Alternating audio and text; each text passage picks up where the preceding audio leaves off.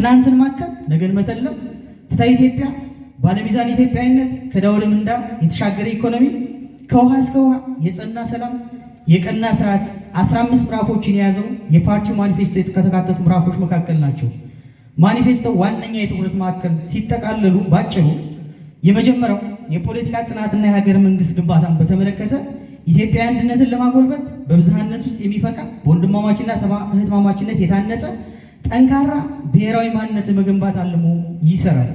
የጸና ዲሞክራሲ ለማጠናከር የዲሞክራሲ ተቋማት ምርጫ ቦርድ፣ ሰብአዊ መብት ኮሚሽን እና ሌሎችም ፍጹም ገለልተኛና ተአማኒ ሆነው እንዲቀጥሉ በቁርጠኝነት ይሰራል።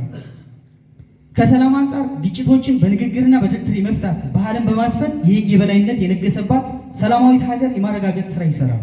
ሁለተኛ የኢኮኖሚ መዋቅራዊ ሽግግርን በተመለከተ ከዘመናዊ ግብርና አንጻር ምርታማነትን በማሳደግ ለኢንዱስትሪ ግብዓት የሚሆን ምርት ማቅረብ ኢትዮጵያን የምግብ ዋስትና በራስ አቅም ከፍ አድርጎ በማረጋገጥ ስራ ይሰራል። ዲጂታል ብልጽግና ቴክኖሎጂ የኢኮኖሚው ደም ወሳጅ በማድረግ ቀልጣፋና ዘመናዊ አሰራርን በሀገር አቀፍ ደረጃ ለማስፈን ይሰራል። ግዙፍ መሰረተ ልማት ግንባታዎችን በማከናወን የኃይል የትራንስፖርትና የቴሌኮም መሰረተ ልማቶችን በማስፋፋት የኢኮኖሚ ትስስር የማፋጠን ስራዎችን ይሰራል።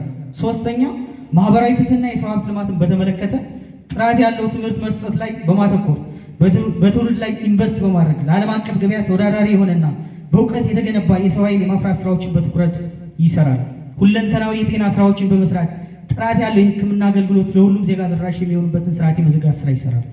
ከተጠቃሚነት አንጻር ለወጣቶችና ለሴቶች ሰፊና ዘላቂ የስራ ዕድል በመፍጠር የኢኮኖሚ ቀጥተኛ ተሳታፊና ተጠቃሚ ማድረግ ስራዎችን አጠናክሮ ይቀጥላል። አራተኛና የመጨረሻው ዲፕሎማሲና ቀጠናዊ መሪነትን በተመለከተ ከሉዓላዊነት አንጻር የኢትዮጵያ ብሔራዊ ጥቅምና ክብር በዓለም አቀፍ መድረክ የማስከበር ስራዎች ተጠናክረው ይቀጥላሉ። የጋራ ብልጽግናን ከማረጋገጥ አንጻር ከአጎራባች ሀገራት ጋር በኢኮኖሚያዊና በሰላም በመተሳሰር ቀጠናዊ ትስስር ወደ ላቀ ደረጃ የማሸጋገር ስራዎች ተጠናክረው ይቀጥላሉ። ፓርቲያችን ብልጽግና ከሌሎች ተፎካካሪ ፓርቲዎች ልዩ የሚያደርገው ለፍክክር ሲቀርብ የተስፋ ቃል ብቻ ይዞ ሳይሆን ባለፉት ዓመታት የሰራቸው ስራዎችና ያስመዘገባቸው ዘርፈ ብዙ ውጤቶችንም ጭምር ይዞ ሲሆን በቀጣይም ብልጽግና ፓርቲ ካለፉት ፈተናዎች ልምድ በመቅሰም የታዩ ውጤቶችን በማረምና የተጀመሩ ታላላቅ ሪፎርሞች ስራዎችን በስኬት በማጠናቀቅ ኢትዮጵያን ወደ ከፍታ ለማውጣት ቃል ይገባል። የፓርቲያችን ማኒፌስቶዎችና ምርጫ ምልክቱን በማወቅና በማስተዋወቅ የታሪክ አሻራችንን እናስቀምጥ። የብልጽግና ጉዞ ለተሟላ ሀገርና ለላቀች ኢትዮጵያን ወደ ተምሳሌት ሀገር። አመሰግናለሁ።